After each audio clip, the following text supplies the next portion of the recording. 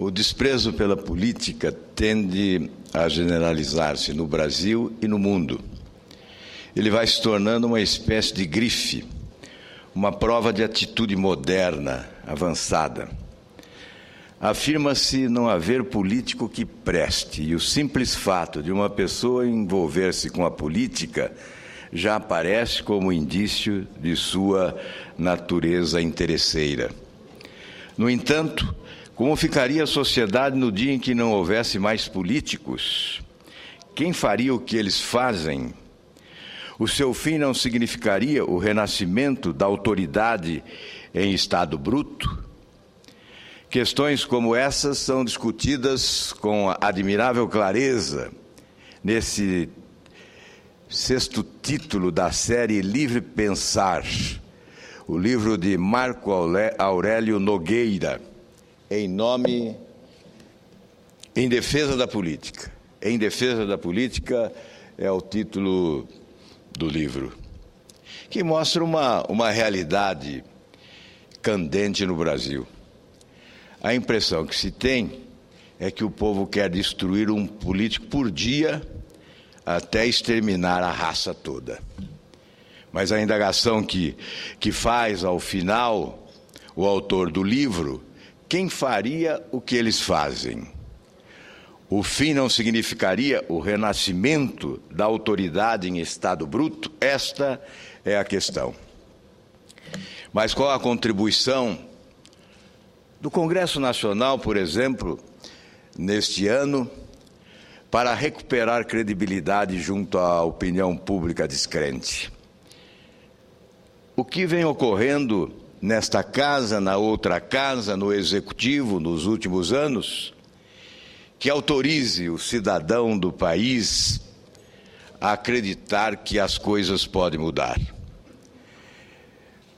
O que vemos é o impasse, uma crise política que atinge instituições. De um lado, o Supremo Tribunal Federal, recuperando a crença do povo na justiça ao condenar os mensaleiros. Mas, de outro lado, o Executivo condescendente, conivente com a corrupção, encenando fazer faxina sem fazê-la. Cumplicidade explícita, reiterada em cada escândalo que explode no Brasil.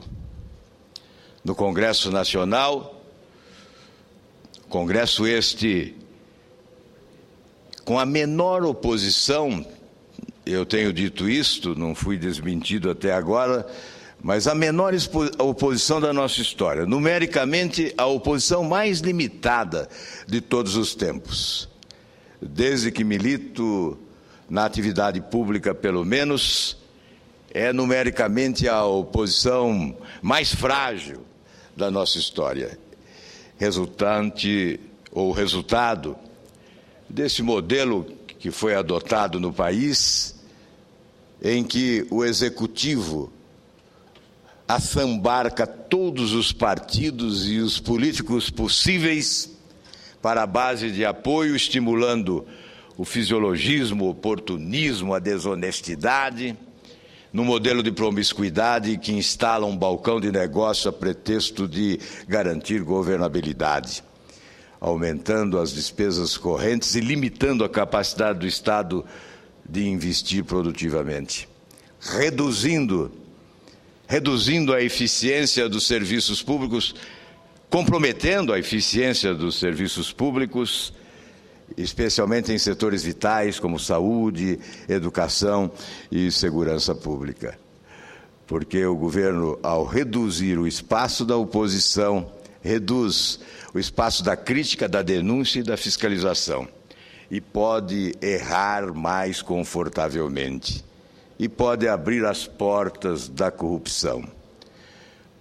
Porque para bancar, para sustentar, para alimentar a enorme base de apoio, é obrigado a abrir os cofres públicos, e o que se vê é a repetição dos escândalos de corrupção. O Congresso está, nesse final de ano, paralisado. O Supremo, em medida adotada monocraticamente, acaba por paralisar as atividades do Congresso Nacional. E isso é o reflexo da ausência de ação no Congresso. A primeira pergunta que se faz: qual a justificativa para que mais de 3.000 vetos fiquem nas gavetas? Quantas vezes se prometeu aqui limpar a pauta de vetos? Por que eles estariam nas gavetas do Congresso até hoje? Se tivessem sido votados, evidentemente, o ministro Luiz Fux não teria a oportunidade de colocar a questão da invasão de competência em discussão, ao impedir que o Congresso Nacional deliberasse sobre o veto dos royalties. Portanto, o Congresso Nacional se ausenta, não cumpre o seu dever. A crise é verificada, sobretudo no que diz respeito à insatisfação dos entes federados. Municípios e estados brasileiros insatisfeitos com o desequilíbrio do sistema federativo. A economia começa a patinar e o Brasil ocupa um lugar vergonhoso no ranking do desenvolvimento econômico da América Latina, superando apenas o Paraguai. O Pacto Federativo começa a ser discutido no Congresso, mas não encontra parceria no Executivo.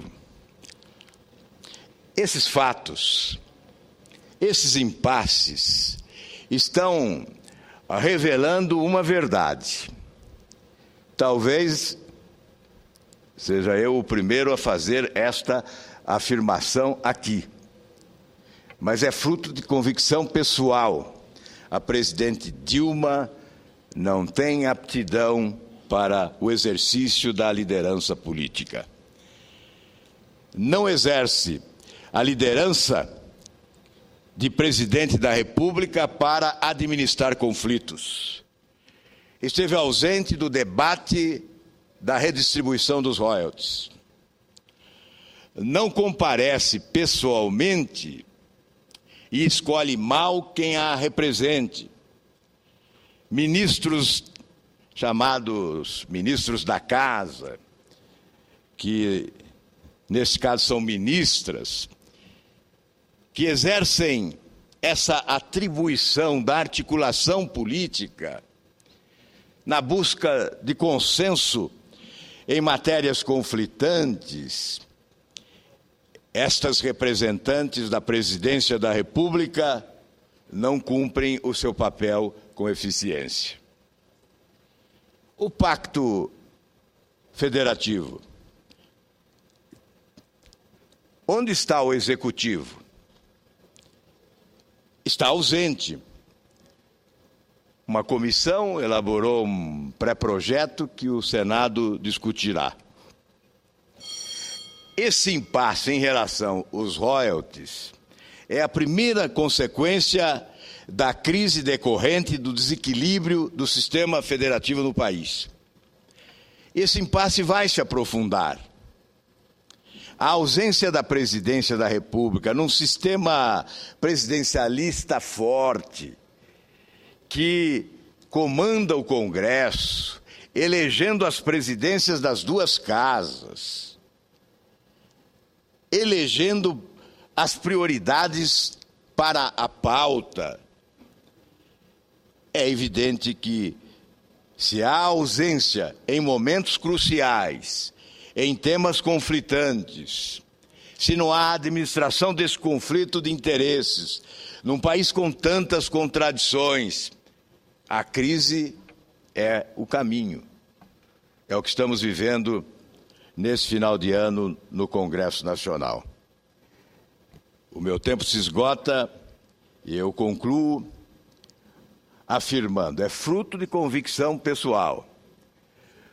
Ou a presidente Dilma assume a sua responsabilidade, impõe-se como líder, comanda o processo, articula a busca de consenso, administra conflito de interesses entre unidades federativas, ou a crise se aprofundará no próximo ano.